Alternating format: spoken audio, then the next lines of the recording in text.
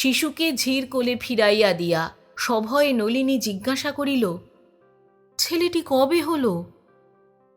ঝি পুনর্বার গালে হাত দিয়া বলিল, অবাক করলে যে, তোমার ছেলে কবে হলো তুমি জানো না, পাড়ার লোককে জিজ্ঞাসা করছো? যে দুইটি বালক বালিকা উহারই মধ্যে একটু বয়ঃপ্রাপ্ত ছিল, তাহারা ঝির এই ব্যঙ্গোক্তি শুনিয়া হাসিয়া উঠিল। ক্ষুদ্রতর বালক বালিকাগণ তাহাদের দেখাদেখি উচ্চতর হাস্য করিয়া মেঝেতে লুটোপুটি করিতে লাগিল। সদ্যস্নাত নলিনীর ললাট তখন ঘর্মসিক্ত হইয়া উঠিয়াছে। সে মনের বিস্ময় মনে চাপিয়া রাখিবার প্রাণপণে চেষ্টা করিতেছে।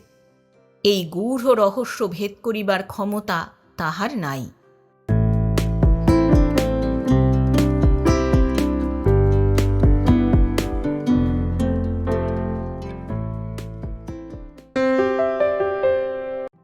শুভেচ্ছা বন্ধুরা, এক রাশ শুভেচ্ছা আর ভালোবাসা। আমি অর্পিতা, আর আপনারা শুনছেন এক ব্যাগ গপ্প ইউটিউব চ্যানেল। বন্ধুরা, শুরুতেই একটা ছোট্ট অনুরোধ। এখনও যারা এক ব্যাগ গপ্প চ্যানেলটি সাবস্ক্রাইব করেননি, তাদের উদ্দেশ্যে বলি, আজই চ্যানেলটি সাবস্ক্রাইব করে সঙ্গে থাকুন। উৎসাহ পাব এগিয়ে চলার। এক ব্যাগ গপ্প চ্যানেলে আপনি শুনতে পাবেন এমন কিছু ভালো লাগা গল্প, উপন্যাস, যা জড়িয়ে ধরে বাঁচা যায় আজীবন। আজ পড়ব শ্রদ্ধেয় কথাসাহিত্যিক প্রভাত কুমার মুখোপাধ্যায় রচিত দুটি ছোট গল্প। প্রথমটি সারদার কীর্তি এবং দ্বিতীয়টি বলবান জামাতা। গল্প পাঠ করছি আমি অর্পিতা। শব্দ নির্মাণ করেছেন সাহিত্য সমাহার চ্যানেলের আকাশ। প্রচ্ছদ এঁকেছেন কভারম্যান অভিব্রত। উপস্থাপনায় এক ব্যাগ গপ্প ইউটিউব চ্যানেল। প্রথমে শুরু করছি প্রভাত কুমার মুখোপাধ্যায় রচিত ছোট গল্প সারদার কীর্তি।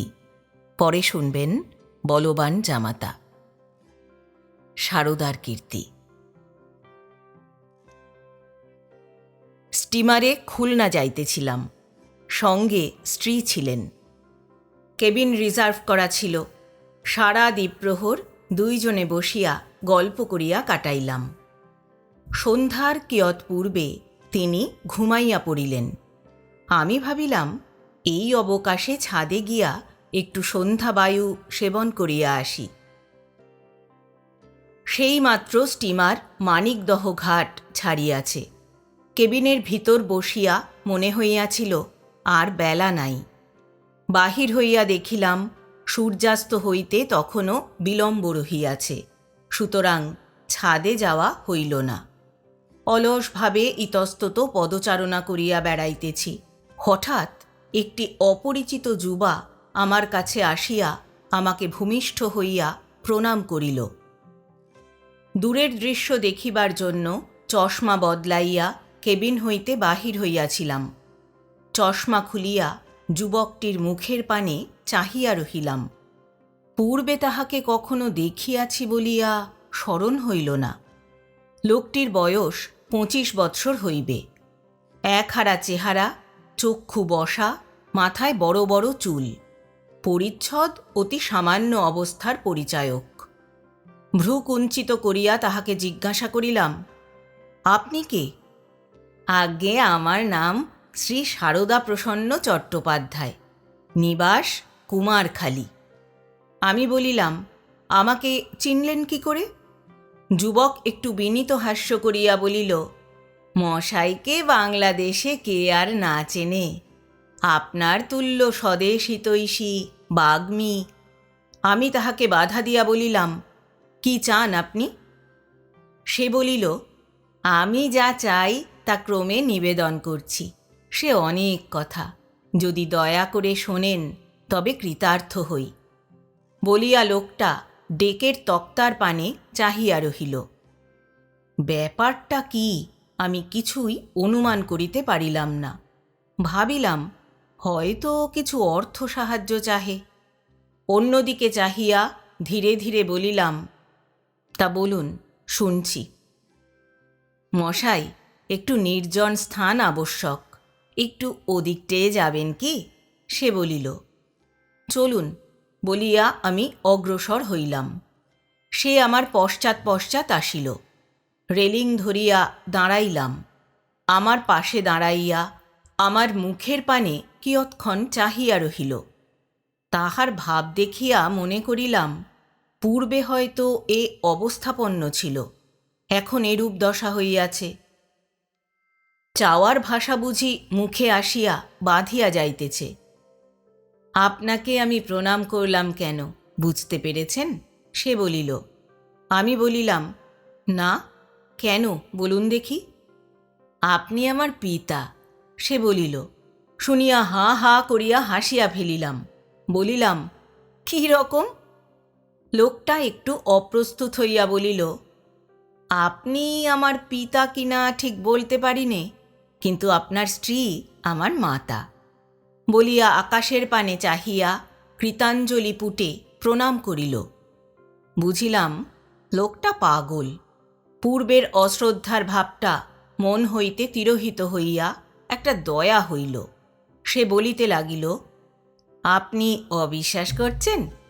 আপনি ভাবছেন লোকটা পাগল? তিনি আমার মা বটেন, তবে এ জন্মের মা নন। আসল কথাটা তবে খুলে বলি।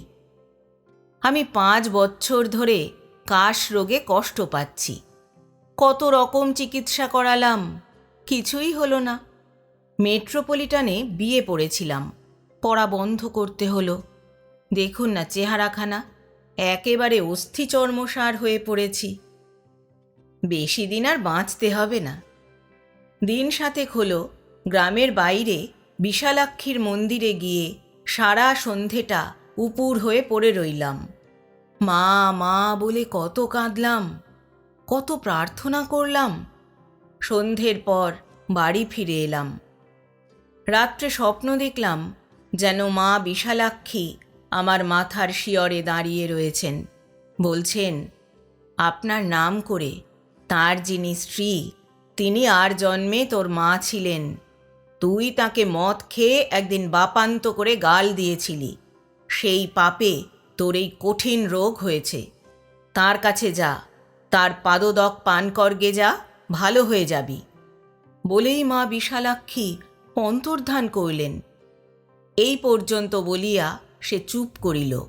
জিজ্ঞাসা করিলাম, আপনি কোথায় যাচ্ছেন? হাত দুটি জোর করিয়া সে বলিল, সব শুনেছেন, আর এই অধমকে আপনি বলে কেন সম্ভাষণ করছেন? তুমি বলুন বা তুই বলুন। বলিয়া হেঁট হইয়া আমার জুতা দুইটা ছুঁইয়া স্বীয় ললাট স্পর্শ করিল। তুমি এখন কোথা যাচ্ছ? আমি বলিলাম। সে উত্তর দিল, আমি যাচ্ছি দৌলতপুর, সেখানে আমার মামার বাড়ি। সেখান থেকে কলকাতা যেতাম আপনার সন্ধানে। আমি কলকাতায় যাচ্ছি এই সংবাদ আপনাকে কে দিলে? আমি বলিলাম। আকুল স্বরে সে বলিল, আবার আপনাকে? তোমায় কে বললে? সে বলিল, কেউ বলেনি। আমি কি জানি নে যে কলকাতায় এবার কংগ্রেসের অধিবেশন? আমি কি জানি নে যে ব্যারিস্টার শ্রেষ্ঠ মিস্টার অতুল ব্যানার্জি না হলে স্বদেশ হিতকর কোনো কার্যই হবার জো নেই। দেশের মধ্যে কে এমন? আমি তাহাকে বাধা দিয়া বলিলাম, তা ভালোই হয়েছে, আপনার তোমার অনেক পরিশ্রম বেঁচে গেল। অত্যন্ত আগ্রহের সহিত সারদা জিজ্ঞাসা করিল, আমার মা কি আপনার সঙ্গেই আছেন? আমি বলিলাম, আছেন। আজই চাও পাদদক? সে বলিল, আজ পেলে কি আর কালকের জন্যে অপেক্ষা করতে পারি? আমি বলিলাম, তবে দাঁড়াও এখানে। বলিয়া আমি কেবিন অভিমুখে অগ্রসর হইলাম। কেবিন পরিত্যাগের পর বোধহয় অর্ধঘণ্টা অতীত হইয়াছিল। ভিতরে গিয়া দেখিলাম আমার স্ত্রীর ঘুম ভাঙিয়াছে। আমাকে দেখিয়াই মুখে হাতের আড়াল করিয়া একটি হাই তুলিয়া জিজ্ঞাসা করিল, কোথায় ছিলে এতক্ষণ? আমি তাহার শয্যার নিকট বসিয়া তার হাতখানিতে হাত বুলাইতে বুলাইতে বলিলাম, একটি বড় মজা হয়েছে। সে বলিল, কি গা? আমি বলিলাম, তোমার ছেলে এসেছে। বলিয়াই অনুশোচনায় মরিয়া গেলাম। আমাদের একটি 2 বৎসরের সন্তান ছিল। সে এই ঘটনার 1.5 বৎসর পূর্বে চলিয়া গিয়াছে। আমি একটা অসাবধানতায় আমার স্ত্রীর মনে কি শোকস্মৃতি জ্বালিয়া দিলাম? তিনি একটি দীর্ঘ নিঃশ্বাস ফেলিয়া উঠিয়া বসিলেন। আমার মুখের পানে চাহিয়া বলিলেন, কি বলছ? আমি তাহাকে কাছে টানিয়া বলিলাম, স্টিমারে একজন সন্ন্যাসীর দর্শন পেয়েছি। তিনি আমার হাত দেখে বলেছেন, শিগগির আমার ছেলে হবে। উপস্থিত বুদ্ধিতে এইটুকুর বেশি যোগাইল না, কিন্তু কোনো ফল হইল না। তাহার 2টি চোখের কোণে জল দেখা দিল। আমি তাহাকে বক্ষে বাঁধিলাম, মুখ চুম্বন করিলাম, রুমাল দিয়া চোখ মুছাইয়া দিলাম, নিজের চোখও মুছিলাম। কি কথা বলিয়া চিন্তাস্রোত অন্যদিকে ফিরাই ভাবিতে লাগিলাম। গবাক্ষ পথে দেখিলাম সূর্যাস্তকাল সমুপস্থিত। বলিলাম, চলো, ছাদে চলো, সূর্যাস্ত দেখি গে। পদ্মাবক্ষে সূর্যাস্ত তো কখনো দেখনি। তিনি উঠিলেন, পাশের কামরায় গিয়া মুখ চক্ষু ধৌত করিয়া কেশ বেশ বাহিরে যাইবার মতো করিয়া আসিলেন। 2 জনে ছাদে গিয়া পদচারণা করিতে লাগিলাম। সূর্য অস্ত গেল, সন্ধ্যা হইল। স্টিমার হু হু শব্দে জল কাটিয়া ছুটিতেছে। ক্রমে নাগরকান্দি স্টেশন ঘাট নিকটবর্তী হইল। আমরা ছাদ হইতে নামিয়া গেলাম। সিঁড়ির পাশে সারদা দাঁড়াইয়া আমাদের দেখিয়া জিজ্ঞাসা করিল, ইনি আমার মা? উত্তরের প্রতীক্ষা না করিয়াই আমার স্ত্রীকে ভূমিষ্ঠ হইয়া প্রণাম করিল। এই ব্যাপার দেখিয়া আমার স্ত্রী থতমত খাইয়া সরিয়া দাঁড়াইলেন। অবাক হইয়া আমার পানে চাহিয়া রহিলেন। আমি বলিলাম, একটা কথা আছে, কেবিনে গিয়ে বলবো। সারদার প্রতি মনে মনে অত্যন্ত বিরক্ত হইলাম। কোথা হইতে ভালো আপদ জুটিয়াছে। বলিলাম, অপেক্ষা করুন না, আপনি অত ব্যস্ত হচ্ছেন কেন? সারদা সসম্ভ্রমে সরিয়া গেল, বলিয়া গেল, আমি ওই ইঞ্জিনের কাছে থাকব। স্ত্রীকে লইয়া কেবিনে গিয়া সকল কথা বলিলাম। শুনিয়া তিনি বলিলেন, আমি পাদদক দিতে পারব না। আমি বলিলাম, তাতে আর হানি কি? স্ত্রী বলিলেন, তুমি ওই গাঁজাখুরি কথা বিশ্বাস করো নাকি? আমি বলিলাম, করি নে, কিন্তু ওর মনে যদি ওই বিশ্বাস হয় তবে হয়তো উপকার পাবে, এমন অনেক শুনতে পাই। স্ত্রী বলিলেন, কি শুনতে পাও? জন্মান্তরের মা বাপকে স্বপ্ন দেখে ডাক্তারকে ফাঁকি দিয়ে তাদের পাদদক খেতে যায়? আমি বলিলাম, না, একটা কিছুতে দৃঢ় বিশ্বাস করলে রোগ অনেক সময় আরাম হয়। এই কথা শুনিয়া আমার স্ত্রী চুপ করিয়া রহিলেন। কিয়ৎক্ষণ পরে বলিলেন, তা শুধু জলই একটু দাওগে না, বিশ্বাস হলেই হলো যে পাদদক। আমি বলিলাম, তার দরকার কি, সে যে ছলনা করা হবে। বলিয়া চায়ের একটা পেয়ালাতে একটু জল ঢালিলাম। আমার স্ত্রী হাসিতে হাসিতে মোজা খুলিলেন, বলিলেন, ভালো জ্বালা, তোমাকে যেমন বোকা ভালো মানুষটি পেয়েছে। বিলেতে যে কোনো মেম ভুলিয়ে তোমায় বিয়ে করে ফেলেনি, সেই আমি আশ্চর্য হই। আমি হাসিয়া বলিলাম, তাহলে তোমার কপালের এই কষ্টটা কোথায় যায় বলো? এতদিন তুমি তো তাহলে ডিস্ট্রিক্ট ম্যাজিস্ট্রেটের স্ত্রী। ঠাট্টা করার লোভটি আমার স্ত্রী সম্বরণ করিতে পারেন না, কিন্তু উল্টিয়া একটু ঠাট্টা করো দেখি, তাহা আর সহ্য হয় না। বলিলেন, যাও যাও, তোমার আর চালাকি করতে হবে না, ভারী রসিকতা হলো কি না। আমি বাক্য ব্যয় না করিয়া পেয়ালাটি লইয়া তাহার কোমল পদপল্লব ধারণ করিলাম। সেই মুহূর্তেই তিনি পা কাড়িয়া লইলেন। রাগ করিয়া বলিলেন, পা ছোঁয়া কেন? আমায় উত্তরের অবসর না দিয়া আমার হাত হইতে পেয়ালা লইয়া জলে পদাঙ্গুলি স্পর্শ করিলেন। পার্শ্বস্থ টেবিলে সেটি রাখিয়া বলিলেন, বেয়ারাকে বলো দিয়ে আসুক। আমি উঠিয়া বলিলাম, বেয়ারা কি তাকে চেনে? আমিই দিয়ে আসি বলিয়া পেয়ালাটি তুলিয়া লইলাম। তিনি বলিলেন, ও কি করো, কথা বললে শোনো না কেন? আমি গম্ভীর হইয়া বলিলাম, দেখো, মেয়েদের লেখাপড়া শেখানো একেবারে ভস্যে ঘি ঢালা। এত লেখাপড়া শিখলে ভাই, তবু এই সামান্য প্রেজুডিস গেল না? বলিয়া বাহির হইয়া গেলাম। কংগ্রেসের অধিবেশন শেষ হইয়াছে। ঢাকায় ফিরিয়া আসিয়াছি। একদিন সন্ধ্যার সময় দারোয়ান স্লেট হাতে করিয়া উপস্থিত হইল। যাহারা দেখা করিতে আসিলে কার্ড আনে না, তাহাদের জন্য একখানা স্লেট রাখিয়া দিয়াছিলাম। স্লেটে ইংরাজিতে লেখা রহিয়াছে, সারদা প্রসন্ন চ্যাটার্জি। 2 মাসের পুরাতন কথা সহসা স্মরণ করিতে পারিলাম না। ভাবিলাম, বুঝি কোনো নূতন মক্কেল আসিয়াছে। ডাকিয়া পাঠাইলাম। চেহারা দেখিবা মাত্র সারদাকে অবশ্য চিনিতে পারিলাম। আসিয়াই সে আমাকে গলায় বস্ত্র দিয়া ভূমি স্পর্শ করিয়া প্রণাম করিল।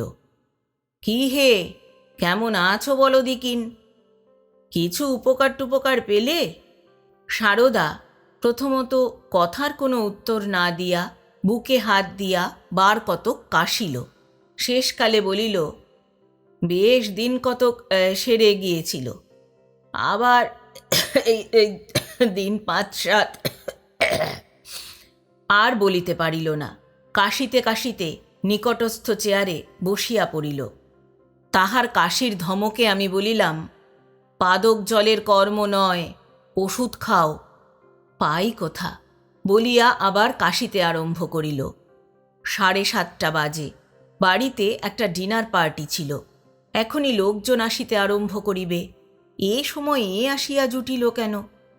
তাহাকে শীঘ্র শীঘ্র বিদায় করিবার অভিপ্রায়ে পকেট হইতে 5টা টাকা বাহির করিলাম। সারদাকে দিয়া বলিলাম, এই নাও, কোনো ভালো ডাক্তারকে জিজ্ঞেস করে একটা ওষুধপত্র খাওগে যাও। পাদক জলে কি রোগ ভালো হয়? এই সময় মিস্টার বোসের গাড়ি আসিয়া পৌঁছিল। আমি সারদাকে তাড়াতাড়ি বলিলাম, আজ আমি ভারী ব্যস্ত আছি, যাও। সারদা টাকা কয়টি পকেটে ফেলিয়া চলিয়া গেল। পরদিন যখন ঘুম ভাঙিল, তখন অনেক বেলা হইয়াছে। উঠিয়া সারসির কাছে দাঁড়াইয়া নিম্নে বাগানের পানে দৃষ্টিপাত করিলাম। কালো সার্জের চাদর গায়ে দিয়া কে একজন পায়চারি করিতেছে। আমার পানে যতক্ষণ পিছন ফিরিয়াছিল ততক্ষণ তাহাকে চিনিতে পারি নাই।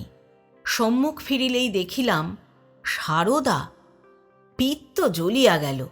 প্রভাত হইতে না হইতেই আবার আসিয়া জুটিয়াছে। এখনই দারোয়ান স্লেট লইয়া আসে, দেখিতেছি। চায়ের টেবিলে প্রাতঃকালীন সংবাদপত্রের সহিত তাহার কার্ড উপস্থিত। আমার স্ত্রী তখনও নামেন নাই। সারদা আসিয়া প্রথমেই আমাকে ভক্তিভরে প্রণাম করিল।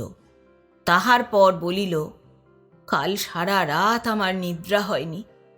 আমার প্রতি আপনার এই অহেতুক স্নেহ দেখে আমি অবাক হয়ে আছি। আমি কোথাকার কে তার ঠিকানা নেই। আমার চিকিৎসার জন্যে 5-5টা টাকা। এই টাকা কটি ফিরিয়ে নিন বলিয়া টাকা কয়টি টেবিলে রাখিয়া দিল। সারদার এই প্রকার আচরণ দেখিয়া তাহার প্রতি আমার একটু শ্রদ্ধার উদ্রেক হইল। বলিলাম, না না, ও টাকা আর ফিরে দিতে হবে না, তোমার চিকিৎসা ব্যয়ের জন্য দিয়েছি। সারদা বার কতক কাশিয়া বলিল, দেখুন, দৈব শক্তিতেই আমার বেশি বিশ্বাস। ডাক্তারি কবিরাজিতে আমার বিশ্বাস নেই। এই অবস্থায় হতে অর্থ ব্যয় কি মিছে হবে না? আমি কিঞ্চিত ভাবিয়া বলিলাম, একেবারে বিশ্বাস না থাকলে ফল হওয়া শক্ত বটে। সে বলিল, আমার আন্তরিক বিশ্বাস, দৃঢ় বিশ্বাস, যদি মা ঠাকরুনের পাদক জল দুবেলা খেতে পাই আর তাকে 2 বেলা প্রণাম করতে পাই, তাহলে আমি একেবারে আরাম হয়ে যাই। নইলে এ যাত্রা আমার নিষ্কৃতি নেই। বলিতে বলিতে তাহার চক্ষু ছলছল করিতে লাগিল। আমি কিয়ৎক্ষণ চিন্তা করিলাম। 2 বেলা পাদদক দিতে এবং প্রণাম লইতে আমার স্ত্রী রাজি হইবেন কি? এই সময় লোকটা অত্যন্ত কাশিতে লাগিল। তাহার বিশীর্ণ পাণ্ডুর মুখমণ্ডল দেখিয়া আমার মনে ভারী দয়া হইল। ভাবিলাম, আহা, রাজি হওয়া উচিত। আমার স্ত্রীকে রাজি করাইব। কত রকমে লোকে পরের উপকার করে। এই সামান্য উপায়ে যদি ইহার উপকার হয়, যদি ইহার প্রাণটা বাঁচে, তাহা হইলে করা উচিত। সারদাকে বলিলাম, তুমি নিচে গিয়ে কর্মচারীদের ঘরে অপেক্ষা করো, আমি তোমায় ডেকে পাঠাবো। স্ত্রীর সন্ধানে গেলাম। শুনিলাম তিনি স্নানের ঘরে। অর্ধঘণ্টা পরে তাহার দর্শন পাইলাম। বারান্দায় একখানি চৌকি টানিয়া লইয়া তিনি চুল শুকাইতে বসিলেন। আমি বলিলাম, সারদা আবার এসেছে? তিনি বলিলেন, সেই স্টিমারের সারদা আবার কেন এসেছে? বাহ, আমার স্ত্রীর কি স্মরণশক্তি! আমি কিন্তু স্লেটে সারদার নাম দেখিয়া প্রথমত উহাকে চিনি নাই। তার কাশি আবার বেড়েছে, আমি বলিলাম। তিনি বলিলেন, আর আমি পাদক জল দিতে পারবো না, কিন্তু একবার দিয়ে বিশ্বাস বিরুদ্ধ কাজ করেছি। আমি পীর না পয়গম্বর যে আমার পাদক জল খেয়ে ওর ব্যারাম ভালো হবে? আমি হাসিয়া বলিলাম, তোমার মতো সকলে তো উচ্চশিক্ষিত নব্য আলোকপ্রাপ্ত নয়। ওর যদি তাই বিশ্বাস হয়, সেবার তো ভালো হয়ে গিয়েছিল বললে। আমি দেখিলাম এবার একটু বেগ পাইতে হইবে। স্পষ্টত ইনি মনে করিয়াছেন সেবারকার মতো 1 পেয়ালা পাদদক দিলেই চুকিয়া যাইবে। যদি শোনেন, তা নয়, এখন কিছুদিন ধরিয়া ক্রমাগত 2 বেলা উক্ত মহার্ঘ দ্রব্যটি বিতরণ করিতে হইবে, তাহা হইলে একেবারে ধৈর্যহারা হইয়া পড়িবেন। তথাপি বলিয়া ফেলিলাম, কিন্তু যতটা বিদ্রোহের আশঙ্কা করিয়াছিলাম ততটা হইল না। আশ্চর্য হইয়া বলিলেন, ডাক্তারি কবিরাজি কোনো ওষুধে ওর কোনো বিশ্বাস নেই? 2 বেলা আমার পাদক জল খাবে, তাতেই ও ভালো হবে? ও তো তাই বলছে, নইলে এ যাত্রাও বাঁচবে না। আহা, ওর প্রার্থনা পূর্ণ করো। আমার স্ত্রী মৌন থাকিয়া সম্মতি লক্ষণ প্রকাশ করিলেন। কিয়ৎক্ষণ পরে আমরা নিচে নামিয়া গেলাম। সারদাকে এই শুভ সংবাদ জ্ঞাত করাতে সে আনন্দে অধীর হইয়া উঠিল। জিজ্ঞাসা করিলাম, তোমার বাসা কোথায় হে? সে বলিল, আমার এখানে কেউ নেই। আমি বলিলাম, কোথায় থাকবে? সে বলিল, এখানে আমাকে একটু দয়া করে স্থান দিতে পারেন? যদি এত দয়া করলেন। বলিয়া চুপ করিল।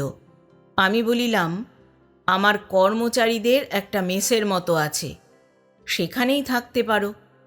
সারদা বলিল, সে তো বেশ হবে।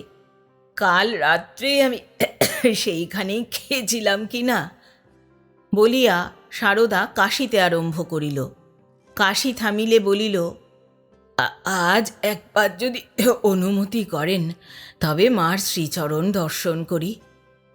স্ত্রীর কাছে তাহাকে লইয়া গেলাম। সারদা তাহাকে প্রণাম করিল, আর স্ত্রী তাহার মুখের পানে সকরুণ দৃষ্টিতে চাহিয়া রহিলেন। টেবিলে গ্লাসে জল ছিল। সারদা তাহাই একটু হাতে লইয়া মাটিতে বসিয়া পাদদক খাইল। পান করিয়া অবশিষ্ট অংশ মাথায় মুছিয়া ফেলিল। এইরূপ 2-3 দিন করিল। তাহার রোগের কিছুমাত্র উপশম দেখা গেল না। আমাকে সারদা বলিল, মা কি ভালো মনে আমায় পাদদক দিচ্ছেন না? এবার সারছে না কেন? বলিতে বলিতে তাহার চক্ষু দিয়া টস টস করিয়া জল পড়িতে লাগিল। সেদিন এই কথা আমার স্ত্রীকে বলিলাম। তিনি বলিলেন, ওষুধ খাবে না, বিশুদ্ধ খাবে না, পাদক জল খেয়ে কি মানুষের রোগ ভালো হয়? যত সব অনাসৃষ্টি আবদার।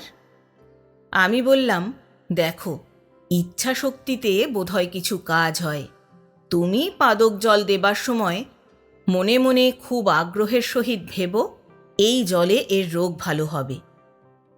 স্ত্রী হাসিয়া বলিলেন, দিনকে দিন যেন সং হচ্ছ, বিলিতি ময়ূরপুচ্ছ যেন ক্রমাগতই তোমার গা থেকে খসে খসে পড়ছে।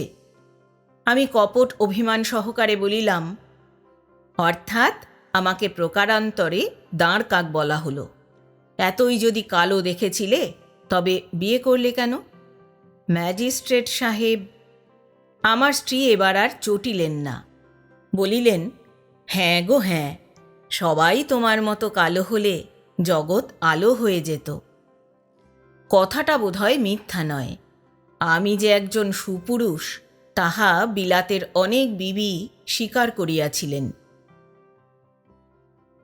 প্রতিদিন সারদার শারীরিক অবস্থার উন্নতি দেখা যাইতে লাগিল। তাহার কাশি প্রায় সারিয়া উঠিল, মুখের ফ্যাকাশে রং কালো হইতে লাগিল, চোখের কোলে মাংস জমিতে লাগিল। দেখিয়া আমি আহ্লাদিত হইলাম। আমার স্ত্রীও তাহার প্রতি প্রসন্ন হইলেন।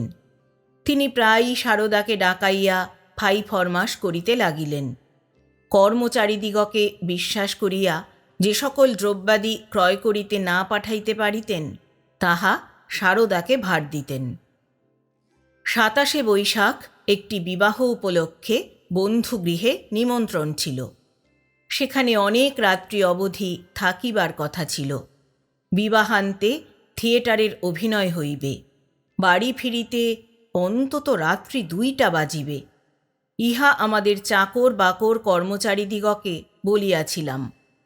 সারদাকে কিছুদিন হইতে আইন পুস্তকের লাইব্রেরির তত্ত্বাবধানে নিযুক্ত করিয়াছিলাম। তাহাকে বলিলাম, আজ লাইব্রেরিতে শুয়ো, একটু সজাগ থেকো। সে বলিল, আমাকে বলতে হবে না, আমি আজ জেগেই থাকবক্ষণ, যতক্ষণ আপনারা না ফেরেন। জাগিয়া এসেছিল বটে, পরে প্রমাণ পাইলাম। ফিরিতে রাত্রি 3টা বাজিল। আমার স্ত্রী বেশ পরিবর্তন করিবার জন্য কক্ষান্তরে প্রবেশ করিলেন। আমি একা শয়নকক্ষের দ্বার মুক্ত করিয়া যে দৃশ্য দেখিলাম তাহাতে আমার চক্ষু স্থির হইয়া গেল। বড় সিন্দুকের সম্মুখে সারদা বসিয়া আছে। আশেপাশে খান কতক রূপার বাসন ছড়ানো, বাসনের আলমারি খোলা। আমাকে প্রবেশ করিতে দেখিয়াই সারদা বাবা বাবা বলিয়া অস্ফুট স্বরে ক্রন্দন করিতে লাগিল। তাহার কাছে গিয়া দেখিলাম সে বন্দী। এই সিন্দুকে যে কলটি লাগানো ছিল তাহার একটু ইতিহাস আছে। বিলাতে অবস্থানকালীন আমি নিলামে অনেক মূল্য দিয়া উহা ক্রয় করিয়াছিলাম। একটি ব্যাংক ফেল হইয়া যায়, কলটা সেই ব্যাংকের। কলে একটি তালা আছে, কিন্তু তাহার চাবি নাই। ঘূর্ণমান কয়েকটা অঙ্গুরিয়াকার ধাতুখণ্ডের যথাসন্নিবেশে একটা নির্দিষ্ট ইংরাজি নাম সাজাইতে হয়। তাহার পর টানিলেই খুলিয়া যায়, কিন্তু খুলিবার পূর্বে তৎসংলগ্ন একটা পিন স্থানভ্রষ্ট করা আবশ্যক। তাহা না করিয়া খুলিতে চেষ্টা করিলে যে খুলিতেছে সে তৎক্ষণাৎ বন্দী হইয়া যাইবে। 2 দিক হইতে 2টা লৌহখণ্ড স্প্রিংয়ের জোরে ছুটিয়া গিয়া তাহার হাত বাঁধিয়া ফেলিবে। আমার স্ত্রীর অসাবধানতায় সারদা কোনো দিন খুলিবার নামটি জানিতে পারিয়াছিল, কিন্তু ইহার মধ্যে যে আবার এই ব্যাপার আছে তাহা তো সে জানিত না। পৃথিবীতে কাহাকেও বিশ্বাস করিয়া সুখ নাই। সারদাকে দেখিতে নিরীহ ভালো মানুষটি। যাহারা বলে মানুষের মুখ দেখিয়া স্বভাব চরিত্রের আভাস পাওয়া যায়, তাহারা মূর্খের মূর্খ। আইনের ব্যবসা করিতে করিতে আমি এই মতের প্রতি বীতশ্রদ্ধ হইয়া পড়িতেছিলাম। সারদার এই আচরণে আমার বিপক্ষ মত স্থায়ী হইয়া পড়িল।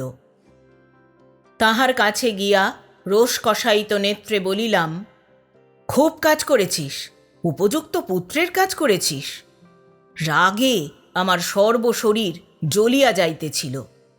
সারদা কাতর স্বরে বলিল, বাবা, আমার দোষ নেই। ইচ্ছা করিল তাহার মুখে একটা প্রচণ্ড চপেটাঘাত করি, কিন্তু আত্মসংবরণ করিলাম। এই সময়ে আমার স্ত্রী প্রবেশ করিলেন। সারদাকে তদবস্থ দেখিয়া আমার স্ত্রী চমকিত হইলেন, কাঁপিতে লাগিলেন। আমার পানে চাহিয়া জিজ্ঞাসা করিলেন, হে কি কাণ্ড! আমার স্ত্রীকে দেখিয়া সারদা দ্বিগুণ ক্রন্দন আরম্ভ করিয়া দিল। আমি রাগিয়া বলিলাম, চুপ রাও সোয়ার, মেরে হাড় গুঁড়ো করে দেবক্ষণ। আমার স্ত্রী বলিলেন, ও ঘরে চলো বলিয়া আমার হস্ত ধারণ করিয়া প্রায় টানিয়া লইয়া গেলেন। একটা কৌচে বসিয়া পড়িয়া বলিলেন, কি হবে? আমি বলিলাম, কি আর হবে, পুলিশে দেব। তিনি কিছুক্ষণ চুপ করিয়া রহিলেন। পরে বলিলেন, দেখো, কাজ নেই পুলিশে দিয়ে, ছেড়ে দাও। লোভের বশবর্তী হয়ে এই কাজ করে ফেলেছে। প্রথম অপরাধের মার্জনা হওয়া তো উচিত। ও যদি অনুতাপ করে, নিজেকে সংশোধন করতে চেষ্টা করে, তবে ওকে সেই অবসর দাও। পুলিশে দিলে ওর জীবন একেবারে মাটি হয়ে যাবে। সারদা যদি চুরি করিয়া পলায়ন করিতে কৃতকার্য হইত, তবে তাহাকে ক্ষমা করা অসম্ভব হইত বটে। কিন্তু সে নাকি অকৃতকার্য হইয়াছে, তাই তাহার প্রতি যেন কতকটা দয়া অনুভব করিলাম। কিন্তু সেটা করিলে কি সামাজিক কর্তব্যের ত্রুটি হয় না? স্ত্রীকে সেই কথা বলিলাম। তিনি বলিলেন, না, পুলিশে দিলেই সামাজিক কর্তব্যের ত্রুটি হয়। ব্যক্তিগত কর্তব্যের উপরেই সামাজিক কর্তব্য প্রতিষ্ঠিত। একটা জীবনকে চিরদিনের জন্য নষ্ট করে দিও না। সারদাকে ছাড়িয়া দিলাম। কলিকাতায় কংগ্রেস অধিবেশন হইয়াছিল কবে? 1896 সালে। 3 বৎসর পরে সারদার নিকট হইতে সেই দিন একখানি পত্র পাইয়াছি। সে এখন জামালপুর মিউনিসিপ্যালিটিতে ট্যাক্স দারোগার কার্য করিতেছে। তাহার মাতুল তাহার জন্য 500 টাকা জামিন দিয়া ওই কার্যটি জুটাইয়া দিয়াছেন। কিছুদিন তাহার অত্যন্ত কষ্টে কাটিয়াছিল। প্রায় ভিক্ষাকে উপজীবিকা করিতে হইয়াছিল। তাহার প্রতি আমাদের এই অহেতুক স্নেহ সম্বন্ধে অনেক কৃতজ্ঞতাপূর্ণ কথা লিখিয়াছে যে তাহার কাশিটা এবার অত্যন্ত বাড়িয়াছে। এবার বোধহয় সে আর বাঁচিবে না। ইচ্ছাটা এখানে আসে কিছুদিনের জন্য, অথচ সেই প্রস্তাব করিতে সাহসী হইতেছে না। তাহার পত্রের শেষ কয় ছত্র এই, যদি আপনার কাছে যাইতে পারিতাম, যদি আমার মাতৃদেবীর পাদদক পান করিতে পারিতাম, তাহা হইলে হয়তো আরোগ্য লাভ করিতাম। কিন্তু কোন মুখে আর সেই প্রস্তাব করিব? আমার যদি মৃত্যু হয়, তবে সেই শাস্তি আমার উপযুক্ত। আমার স্ত্রী এই পত্রখানি দেখিয়া বলিলেন, একটা কথা রাখবে? আমি বলিলাম, কি? তিনি বলিলেন, তাকে আসতে লেখো। আমি বলিলাম, চাকরি করছে, এখানে এসে কি করবে? তিনি বলিলেন, ছুটি নিয়ে আসুক। আমি বলিলাম, কেন, পাদক জল দেবে বলে? তার চেয়ে একটা শিশি করে আউন্স 4 পাদক জল পার্সেলে পাঠিয়ে দিলেই তো হয়। না না, তাকে আমার ভারী দেখতে ইচ্ছে করছে। তুমি জানো তো, এই জীবনের জন্য আমার কাছে সে ঋণী। আমার কাছে যে উপকৃত, তাকে আমার ভারী ভালো লাগে। এটা আমার দুর্বলতা। আমার স্ত্রী বলিলেন। আমি গম্ভীরভাবে বলিলাম, আমিই ধন্য, যার এমন স্ত্রী। পাদদক্ষে কত লোক জীবন পেয়ে যায়। তিনি বলিলেন, হা, ঠাট্টা করো কেন? আমার পাদদক পান করে সে জীবন পেয়েছে, আমি কি তাই বলেছি? জীবন মানে তার নৈতিক জীবন ভেবে বলেছিলাম। তুমি তাকে পুলিশে দিলে তার কি সর্বনাশ হতো বলো দিকিন? আমি বলিলাম, নৈতিক জীবন ছাড়া ভৌতিক জীবনও তুমি দিয়েছ তাকে। তুমি পাদদক না দিলে হয়তো সে আর এতদিন বাঁচত না। আমার স্ত্রী এই কথা শুনিয়া ভারী হাসিতে লাগিলেন। হাসির অর্থ ভালো বুঝিতে না পারিয়া আমি তাহার পানে নির্বোধের মতো চাহিয়া রহিলাম। হাসি থামিলে বলিলাম, অত হাসছ কেন? তিনি বলিলেন, তুমি বুঝি মনে করেছ সারদা আমার পাদদক্ষে ভালো হয়েছে? আমি বলিলাম, তবে কি, তোমায় প্রণাম করে করে? তিনি বলিলেন, না গো না, তাও না, একটা রহস্য আছে। প্রথম 2-3 দিন যখন দেখলাম তার কাশিটা ক্রমশই বেড়েই যাচ্ছে, তখন জলে পদস্পর্শ করার পরিবর্তে এবেলা একটা ওবেলা একটা হোমিওপ্যাথিক ওষুধের 1 ফোঁটা করে স্পর্শ করাতে লাগলাম। ওয়াইন গ্লাসে ঔষধ তৈরি করে টেবিলে কাগজ চাপা দিয়ে রেখে দিতাম। সারদা এলে বলতাম, ওই জল রেখেছি, নিয়ে যাও। স্ত্রীর বুদ্ধি শুনিয়া অবাক হইয়া গেলাম। সারদাকে আসিতে লিখিলাম। সে উত্তর দিল, এই কালা মুখ আপনাদের আর দেখাইতে ইচ্ছা নাই। অগত্যা হোমিওপ্যাথিক ঔষধ 2টা কিনিয়া তাহাকে পাঠাইয়া দিলাম। 1 সপ্তাহ পরে পার্সেল ফিরিয়া আসিল। যেদিন প্রভাতে পার্সেল ফিরিল, সেই দিন সন্ধ্যাবেলা একজন পুলিশ কর্মচারী আসিয়া আমার সঙ্গে সাক্ষাৎ করিলেন। ইনি আমার পূর্ব পরিচিত। সারদাকে লেখা আমার পত্রখানি বাহির করিয়া বলিলেন, এর কোনো সন্ধান দিতে পারেন? ব্যাপার কি জিজ্ঞাসা করিয়া জানিলাম, সারদা মিউনিসিপ্যালিটির 12,000 টাকা আত্মসাৎ করিয়া পলায়ন করিয়াছে। আমার স্ত্রী এই সংবাদ শুনিয়া অত্যন্ত বিস্মিত হইলেন।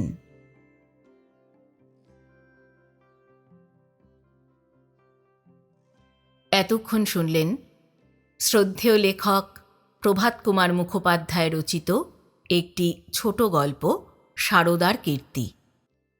আজকের দ্বিতীয় গল্প, বলবান জামাতা।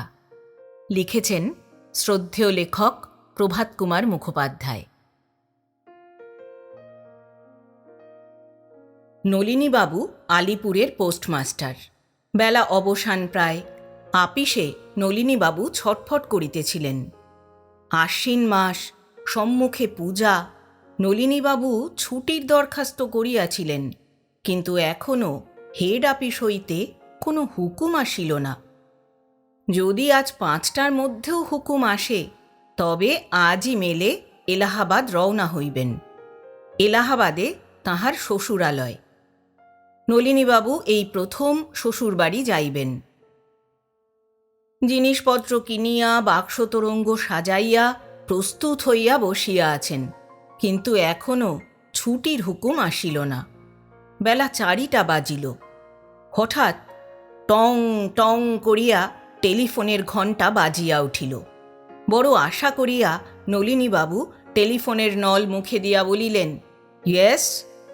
কিন্তু হায়, ছুটির হুকুম আসিল না। একটা মানি অর্ডার সম্বন্ধে কি গোলমাল ঘটিয়াছিল, তাহারই সংক্রান্ত একটা প্রশ্ন। নলিনী হতাশ হইয়া আবার চেয়ারে আসিয়া উপবেশন করিলেন।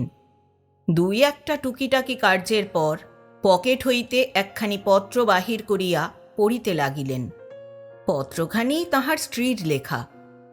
ইতিপূর্বেই সেখানি বহুবার পাঠ করা হইয়াছিল। আবার পড়িলেন। একটি পাখির ছবি, নিম্নে সোনার জলে মুদ্রিত, যাও পাখি যেথা মম আছে প্রাণপতি। প্রিয়তম, তোমার সুধামাখা পত্রখানি পাইয়া মন প্রাণ শীতল হইল। নাথ, এতদিনের পর কি দীর্ঘ বিরহের অবসান হইবে? তোমার চাঁদ মুখখানি দেখিবার জন্যে আমার চিত্তচকর উৎকণ্ঠিত হইয়া আছে। আজ 2 বৎসর আমাদের বিবাহ হইয়াছে, এখনও 1 দিনের তরেও পতি সেবা করিতে পারিলাম না। ছুটি হইলে শীঘ্র চলিয়া আসিও। দুঃখিনী আশাপথ চাহিয়া রহিল। দিনাজপুর হইতে মেজদি আজ আসিয়া পৌঁছিলেন। কতদিনে তোমার ছুটি হইবে? পঞ্চমীর দিন যাত্রা করিতে পারিবে কি? আজ তবে আসি। মনে রেখো, ভুলো না। তোমারই সরোজিনী। নলিনীবাবু পত্রখানি উল্টিয়া পাল্টিয়া পাঠ করিলেন, শেষে পুনর্বার তাহা পকেটে রাখিয়া দিলেন। 5টা বাজিতে আর অধিক বিলম্ব নাই, আজও ছুটির কোনো সম্ভাবনা দেখা যাইতেছে না। নলিনীবাবু একটু মৃদু রকমের দীর্ঘ নিঃশ্বাস ত্যাগ করিয়া আবার কার্যে মন দিলেন। যাহা হোক, আজ চতুর্থী মাত্র, যদি আগামীকল্য ছুটি আসে তবুও পঞ্চমীর দিন যাত্রা করিতে সমর্থ হইবেন। 5টা বাজিতে আর যখন 2-1 মিনিট বাকি আছে, তখন আবার টেলিফোন কলঝঙ্কার করিয়া উঠিল। আবার নলিনীবাবু নলে মুখ দিয়া বলিলেন, ইয়েস। ছুটি ছুটি ছুটি। নলিনীবাবু 2 সপ্তাহের বিদায় পাইয়াছেন। ডেপুটি পোস্টমাস্টারকে চার্জ বুঝাইয়া দিয়া আজই রাত্রে নলিনীবাবু রওনা হইতে পারিবেন। সরোজিনীর পত্রে প্রকাশ দিনাজপুরের মেজদি আসিয়াছেন। ইহার আসিবার কথা পূর্বেই নলিনীবাবু অবগত ছিলেন এবং সেই জন্যই বিশেষত এবার এলাহাবাদ যাইবার জন্য তাহার এত অধিক আগ্রহ।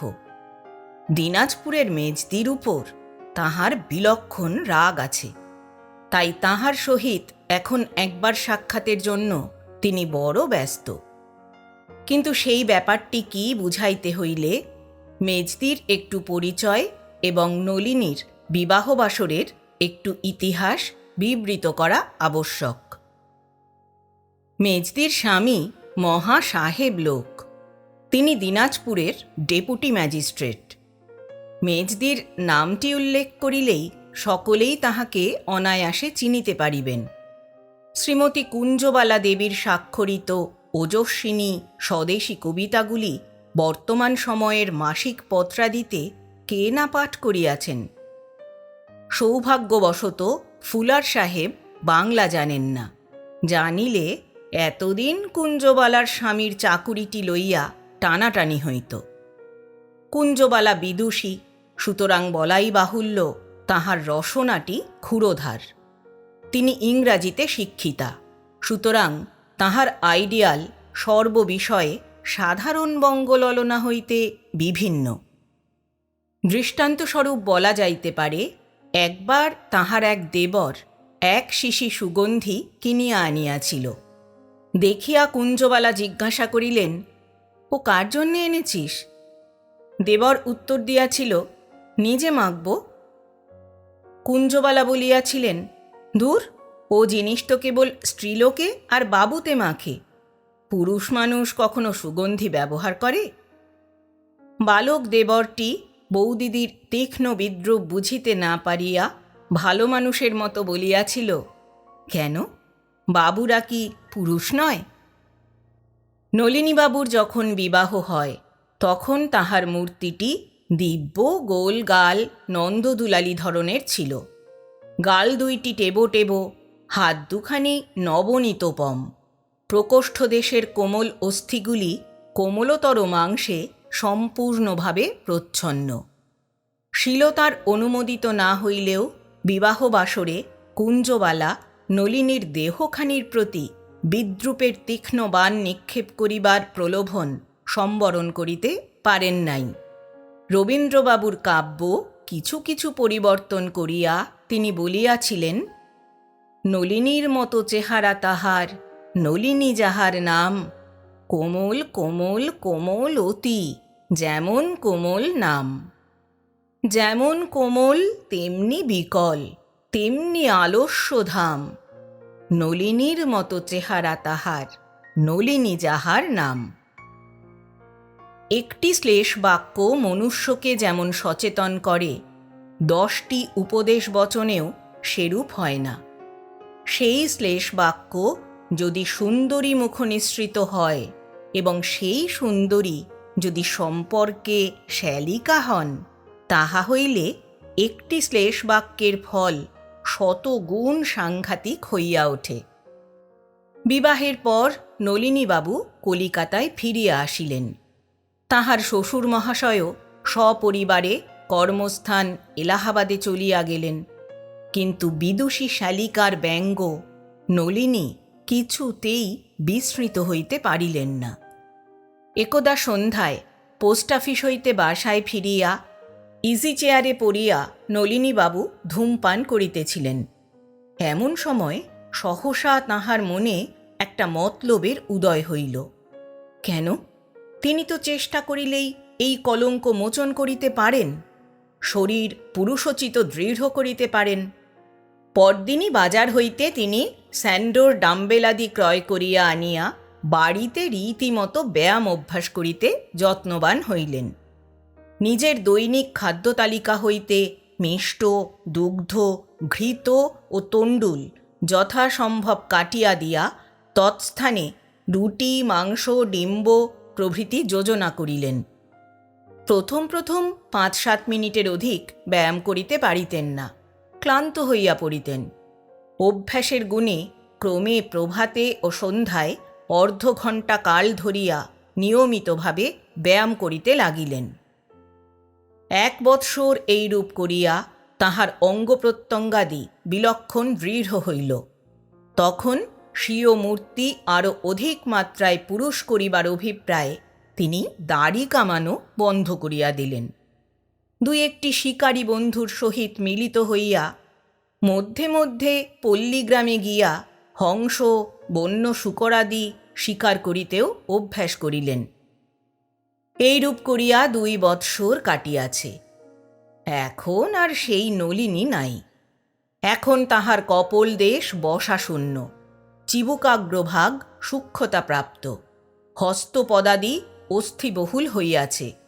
ফলত তিনি নামের এখন সম্পূর্ণ অযোগ্য হইয়া উঠিয়াছেন। এমন সময় একবার কুঞ্জবালার সহিত সাক্ষাৎ আকাঙ্ক্ষিত। হায়, নামটাও যদি পরিবর্তন করিবার উপায় থাকিত। নলিনীবাবু মনে করিয়াছেন তাহার পুত্র জন্মিলে তাহার নাম রাখিবেন খুব একটা ভীষণ রকমের। কি নাম রাখিবেন এখনো স্থির করিতে পারেন নাই। পরদিন বেলা ২টার সময় নলিনীবাবু এলাহাবাদ স্টেশনে অবতরণ করিলেন। তাহার পরিধানে পায়জামা ও লম্বা পাঞ্জাবি কোট, মস্তকে পাগড়ি, হস্তে একটি বৃহদাকার ষষ্ঠী দেখা যাইতেছিল। জিনিসপত্রের সঙ্গে একটা বন্দুকের বাক্স। ইচ্ছা ছিল ছুটিতে কিঞ্চিৎ শিকারও করিয়া যাইবেন। স্টেশনে নামিয়া চতুর্দিকে চাহিয়া দেখিলেন, কই, কেহ তো তাহাকে লইতে আসে নাই। গতকল্য যাত্রা করিবার পূর্বে তিনি যে শ্বশুর মহাশয়ের নামে ৪ আনার টেলিগ্রাম একটি পাঠাইয়াছিলেন, তাহা পৌঁছে নাই কি? কুলি ডাকিয়া জিনিসপত্র লইয়া নলিনীবাবু স্টেশনের বাহিরে গেলেন। একজন গাড়োয়ানকে জিজ্ঞাসা করিলেন, মহেন্দ্রবাবু উকিল কা বাসা জানতা? গাড়োয়ান উত্তর করিল, হাঁ বাবু, আইয়ে। চলো বলিয়া নলিনী গাড়িতে আরোহণ করিলেন। এলাহাবাদে নলিনীবাবু পূর্বে কখনো আসেন নাই। এমনকি এই তিনি প্রথম বঙ্গদেশের বাহিরে পদার্পণ করিয়াছেন। পশ্চিমের শহরের নূতন দৃশ্য দেখিতে দেখিতে তিনি চলিলেন। অর্ধঘণ্টা পরে গাড়ি একটা বৃহৎ কম্পাউন্ডযুক্ত বাড়িতে প্রবেশ করিল। সম্মুখেই বহির্বাটি, বারান্দায় একটি ৯-১০ বৎসরের বালিকা খেলা করিতেছিল। বারান্দার নিম্নে বামে একটা কূপ, সেখানে বসিয়া একজন পশ্চিমা ভৃত্য সজোরে একটা কটাহ মাজিতেছিল। গাড়ি হইতে অবতরণ করিয়া সেই ভৃত্যকে সম্বোধন করিয়া নলিনীবাবু বলিলেন, এই কি মহেন্দ্রবাবু উকিলের বাড়ি? হ্যাঁ বাবু। নলিনীবাবু বলিলেন, বাবু আছেন? ভৃত্য উত্তর দিল, না, তিনি কিদারবাবু উকিলের বাড়ি পাশা খেলতে গিয়েছেন। নলিনীবাবু আবার বলিলেন, আচ্ছা, ভিতরে খবর দাও, বলো জামাইবাবু এসেছেন। এই কথা শুনিবা মাত্র যে মেয়েটি বারান্দায় খেলা করিতেছিল সে ছুটিয়া বাড়ির মধ্যে গিয়া গগন বিদীর্ণ করিয়া বলিল, ওগো, তোমাদের জামাইবাবু এসেছেন। ভৃত্যটির নাম রামশরণ। সে এই কথা শুনিয়া দন্ত বিকশিত করিয়া বলিল, আরে জামাইবাবু, বলিয়া সে চটপট হাত ধুইয়া ফেলিয়া নলিনীকে একটি দীর্ঘ সেলাম করিল। তাহার পর রামশরণ জিনিসপত্র গাড়ি হইতে নামাইয়া ফেলিল। এদিকে বাড়ির ভিতর হইতে নানা আকারের বালক বালিকাগণ আসিয়া উঁকি মারিয়া জামাই দেখিতে লাগিল। রামশরণ নলিনীবাবুকে বৈঠকখানার ঘরে লইয়া গিয়া বসাইল। বলিল, বাবু, চান করা হবে কি? নলিনী বলিল, হ্যাঁ, স্নান করব, তুমি গোসলখানায় জল দাও। এই সময় একজন বাঙালি ঝি আসিয়া নলিনীকে প্রণাম করিয়া বলিল, ভালো ছিলেন তো? হ্যাঁ, ভালো ছিলাম, তোমরা কেমন ছিলে? হাসিয়া ঝি বলিল, যেমন রেখেছেন। আজ 6 মাস আমি এ বাড়িতে চাকরি করছি। দিদিমণিকে রোজ জিজ্ঞাসা করি, জামাইবাবু কবে আসবেন গো, জামাইবাবু কবে আসবেন গো? দিদিমণি বলেন, এই ছুটি হলেই আসবেন। তা এতদিনে মনে পড়ল, সেও ভালো। আপনি চান করে ফেলুন। মা ঠাকরুন জিজ্ঞাসা করলেন, এখন কি জল টল খাবেন না ভাত চড়িয়ে দেওয়া হবে? নলিনী মোগলসরাই স্টেশনে কেলনারের কল্যাণে প্রাতরাশ সমাধা করিয়া আসিয়াছিলেন। বলিলেন, এখন ভাত চড়াতে হবে না, জল টল খাবোক্ষণ। ঝি বলিল, আচ্ছা, তবে স্নান করে ফেলুন, পরে আপনাকে একটা নতুন জিনিস দেখাবো। আমার বকশিসের জন্য কি গহনা টহনা এনেছেন, বের করে রাখুন। বলিয়া ঝি নলিনীর প্রতি রমণীজনসুলভ কটাক্ষপাত করিয়া মৃদু হাস্য করিল। রামশরণ বলিল, তুই বকশিস লিবি, আমি বুঝি বকশিস লেব না? নলিনী ইহার অর্থ কিছুই বুঝিতে পারিল না, কেবল গম্ভীরভাবে ঘাড়টি নাড়িতে লাগিল। স্নানান্তে ফিরিয়া আসিয়া নলিনী দেখিল কতগুলি বালক বালিকা তাহার বন্দুকের বাক্স খুলিয়া বন্দুকটি বাহির করিয়াছে। সকলে মিলিয়া তাহার ভিন্ন ভিন্ন অংশগুলি জোড়া দিবার চেষ্টা করিতেছে। তাহাদের হাত হইতে বন্দুকটি লইয়া নলিনী সাবধানে স্থানান্তরে রাখিয়া দিল। এমন সময় পূর্বকথিত ঝি আসিয়া প্রবেশ করিল। তাহার কোলে একটি অল্প বয়স্ক শিশু। তাহার মুখখানি সদ্য পরিষ্কৃত, চক্ষুযুগল এইমাত্র কজ্জলিত, মাথার চুলগুলি সাবধানে আঁচড়াইয়া দেওয়া। ঝি শিশুটিকে হাতে করিয়া তুলিয়া নাচাইয়া বলিল, দেখো জামাইবাবু, দেখো কেমন সোনার চাঁদ হয়েছে, যেন রাজপুত্তরটি। নাও, একবার কোলে করো। নলিনী কখনোই ছোট শিশু পছন্দ করিত না, তথাপি ভদ্রতার খাতিরে বলিল, বাহ, বেশ ছেলেটি তো, বলিয়া কোলে লইল। ঝি বলিল, বেশ ছেলেটি বললেই তো হবে না, এখন কি দিয়ে মুখ দেখবে বলো?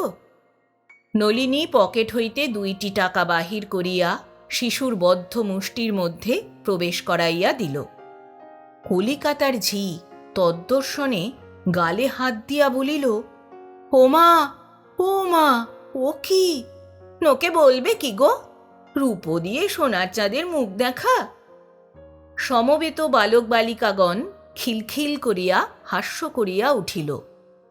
অত্যন্ত অপ্রতিভ হইয়া আর কোনো কথা খুঁজিয়া না পাইয়া নলিনী বলিল, সোনা তো আনিনি।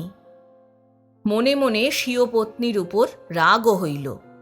তাহার কি উচিত ছিল না পত্রে নলিনীকে লেখা যে অমুকের সন্তান হইয়াছে, তাহার মুখ দেখিবার জন্য একটা গিনি আনিও? ঝি বলিল, সে কথা শোনে কে? তাহলে আজই স্যাকরা ডেকে সোনার গহনার ফরমাস দাও, ছেলের বাপ হলেই হয় না? নলিনীর বুদ্ধিশুদ্ধি ইতিপূর্বেই যথেষ্ট গোলমাল হইয়া গিয়াছিল।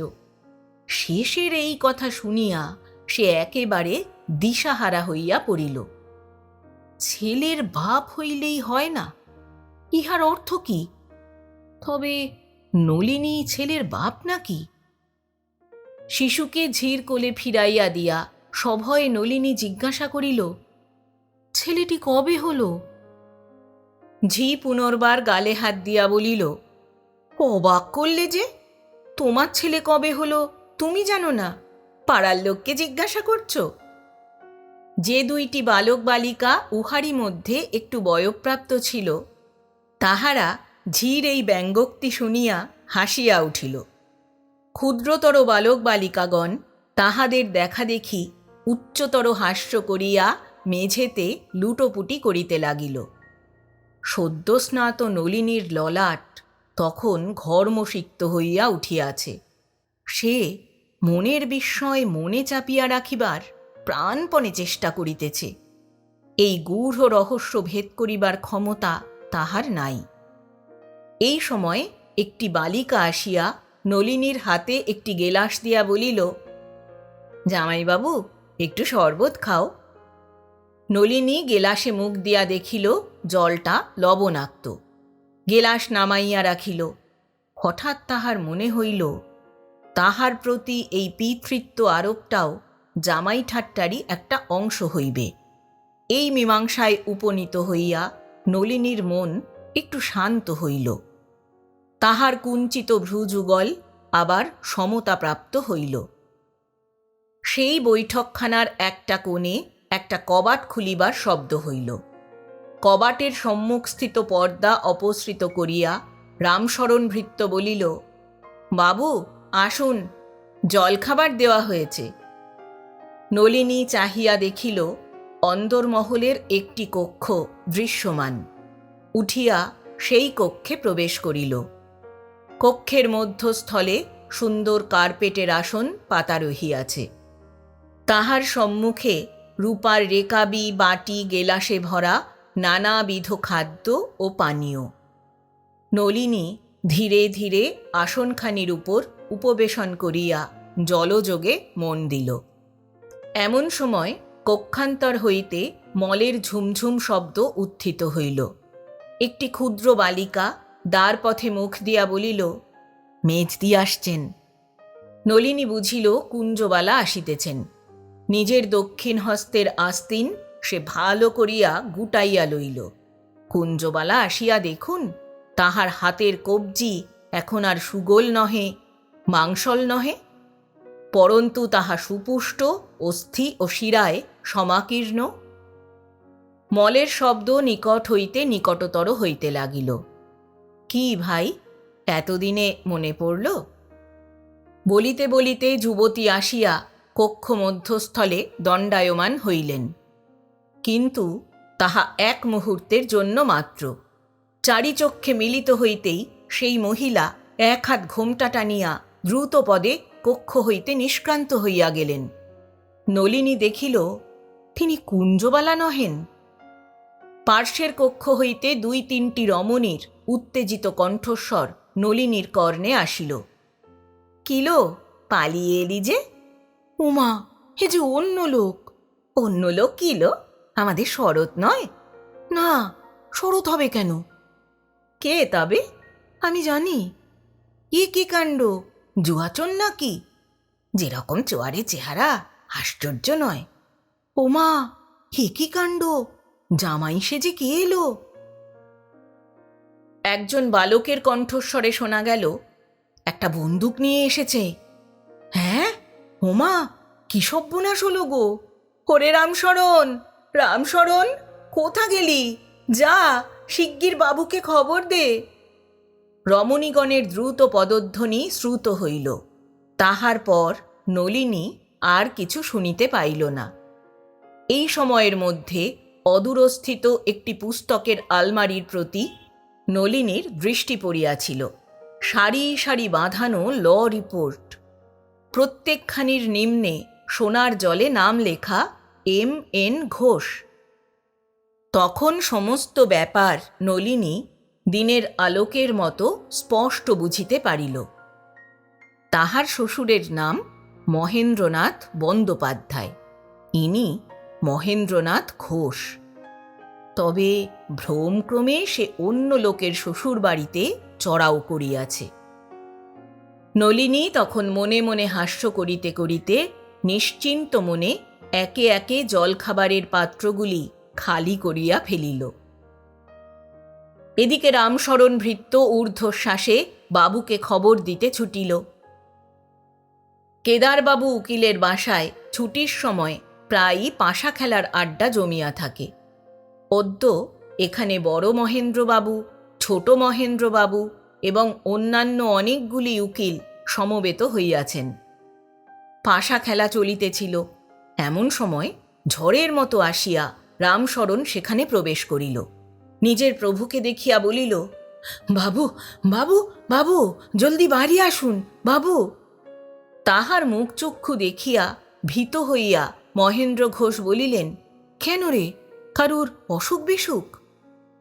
বাড়ি মেয়ে একটু ডাকু এসেছে। সকলেই উৎসুক হইয়া উঠিলেন।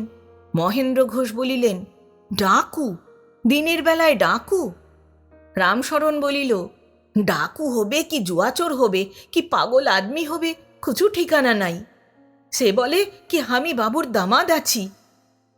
ইহা শুনিয়া অন্য সকলে হাস্য করিলেন, কিন্তু মহেন্দ্র ঘোষ উত্তেজিত স্বরে বলিলেন, কখন এলো, কি করছে? এই 3 বাজে এসেছে, একটু লাঠি এনেছে, একটু বন্দুক এনেছে, হন্দারমে গিয়ে জল উল খেয়েছে। মাইজি লক্ষ্য বড় ডর হয়েছে। বন্দুক এনেছে, লাঠি এনেছে? হতভাগা, পাজি, শুয়ার, তুই বাড়ি ছেড়ে এলি কার জিম্মায়? বলিয়া ক্ষিপ্তের মতো মহেন্দ্রবাবু বাহির হইলেন। গাড়ি প্রস্তুত ছিল। লম্ফ দিয়া গাড়িতে উঠিয়া হাঁকিলেন, জোরসে হাঁকাও। কয়েকজন উকিল সঙ্গে সঙ্গে বাহিরে আসিয়াছিলেন। কেহ বলিলেন, বোধহয় পাগল হবে। কেহ বলিলেন, না, পাগল হলে বন্দুক আনবে কেন, কোনো বদমাইশ গুন্ডা হবে। ছোট মহেন্দ্রবাবু অর্থাৎ নলিনীর শ্বশুর বলিয়া দিলেন, পাগলই হোক গুন্ডাই হোক, ধরে পুলিশে হ্যান্ডওভার করে দিও। গাড়ি নক্ষত্র বেগে ছুটিল। বাড়িতে পৌঁছিলে গাড়ি হইতে লাফাইয়া পড়িয়া মহেন্দ্রবাবু বলিলেন, কই, কোথায়? এমন সময় নলিনী কক্ষ হইতে বাহির হইয়া বারান্দায় আসিয়া দাঁড়াইল। গৃহস্বামীকে অভিবাদন করিয়া বলিল, আপনি মহেন্দ্রবাবু? আপনার কাছে আমার একটা ক্ষমা প্রার্থনা করবার আছে। নলিনীর ভাবভঙ্গি ও কথাবার্তায় মহেন্দ্রবাবু একটু থতমত খাইয়া গেলেন। বাড়ি পৌঁছিয়াই যেরূপ প্রহারের বন্দোবস্ত করিবেন ভাবিয়াছিলেন, তাহাতে বাধা পড়িয়া গেল। মহেন্দ্রবাবু জিজ্ঞাসা করিলেন, কে আপনি? আমার নাম নলিনীকান্ত মুখোপাধ্যায়। আমি মহেন্দ্র বন্দ্যোপাধ্যায় মহাশয়ের জামাতা। মহেন্দ্রবাবু উকিলের বাড়ি গাড়োয়ানকে বলেছিলাম, সে আমাকে এখানে এনে ফেলেছে। আমি আমার ভুল এই অল্পক্ষণ মাত্র জানতে পেরেছি। এতক্ষণ চলেই যেতাম। আপনাকে আনতে লোক গিয়েছে, আপনার কাছে ক্ষমা প্রার্থনা করে তবে যাব, এই জন্যে অপেক্ষা করছি। এই কথা শুনিয়া মহেন্দ্র ঘোষের রাগ জল হইয়া গেল। তিনি নলিনীর হাত দুখানি নিজের হস্তে ধারণ করিয়া হো হো শব্দে অনেকক্ষণ হাস্য করিলেন। শেষে বলিলেন, মহিনের জামাই তুমি? বেশ বেশ। দেখো, এখানে 2 জন মহেন্দ্রবাবু উকিল থাকাতে মক্কেল নিয়ে মাঝে মাঝে গোলমাল হয় বটে। হয়তো মফস্বল থেকে কোনো উকিল আমার কাছে এক মোকদ্দমা পাঠিয়ে দিলে, মক্কেল কাগজপত্র নিয়ে গিয়ে উপস্থিত হলো তোমার শ্বশুর বাড়িতে, কিন্তু জামাই নিয়ে গোলমাল এই প্রথম। বলিয়া মহেন্দ্র ঘোষ অপরিমিত হাস্য করিতে লাগিলেন। তাহার পর নলিনীকে লইয়া বৈঠকখানায় বসাইলেন। কিঞ্চিৎ গল্পগুজবের পর নলিনীর জন্য একটি ভাড়াটিয়া গাড়ি আসিয়া উপস্থিত হইল। নলিনী তখন বিদায় গ্রহণ করিয়া নিজ শ্বশুরালয় অভিমুখে যাত্রা করিল। এদিকে কেদারবাবু উকিলের বাড়িতে সেই অপরাহ্নে পাশা খেলা আর ভালো জমিল না। মহেন্দ্র ঘোষ প্রস্থান করিলে সেই সভায় অনেকে অনেক আশ্চর্য জুয়াচুরির গল্প করিলেন, অনেক পাগলের গল্প হইল। ক্রমে সভা ভঙ্গ হইল। উকিলগণ একে একে নিজ আলয়ে ফিরিয়া গেলেন। মহেন্দ্র বন্দ্যোপাধ্যায়ের বাড়ি শাহগঞ্জ মহল্লায়।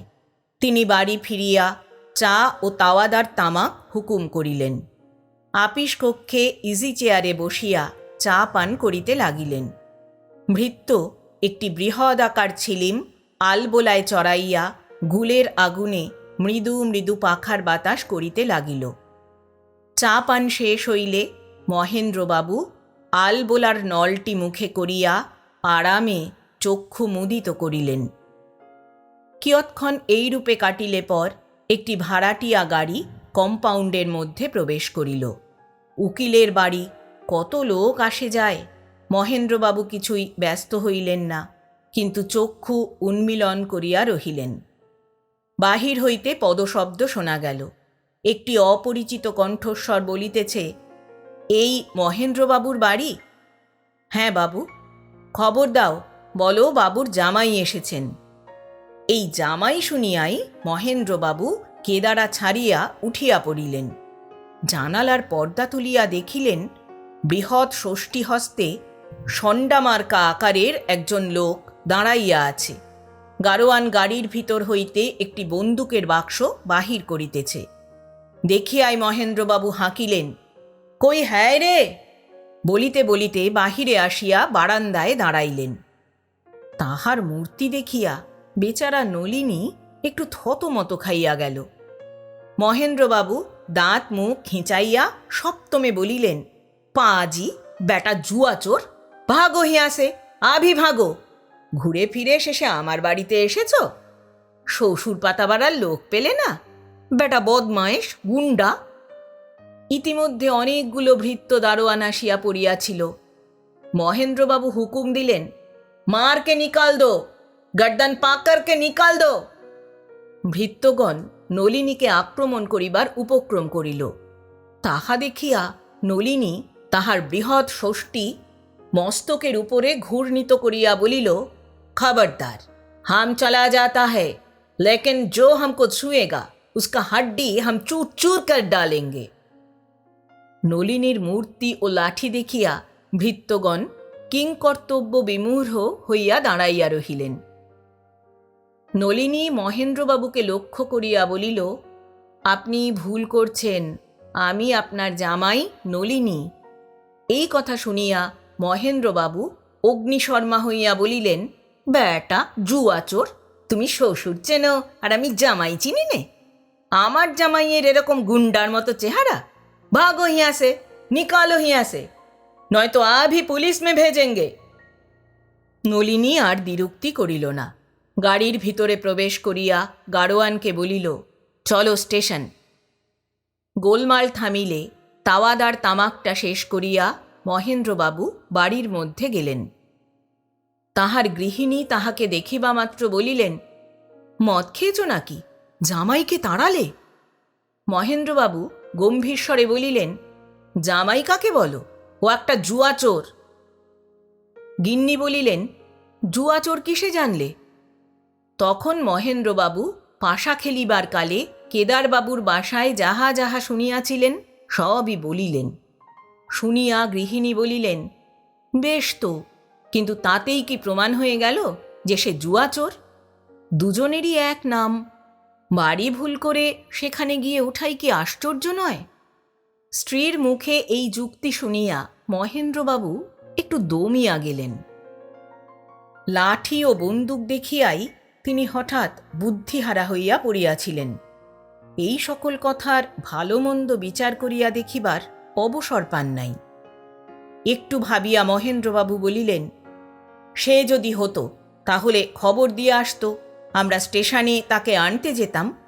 কথা নেই, বার্তা নেই, হঠাৎ কখনো জামাই প্রথমবার শ্বশুরবাড়ি এসে উপস্থিত হয়। সে জুয়াচোর, জুয়াচোর। গৃহিণী বলিলেন, কেন আসবার কথা থাকবে না? আসবার কথা তো রয়েছে, পুজোর আগে আসবে আমরা তো জানি, তবে ঠিক কবে আসবে তা খবর ছিল না বটে।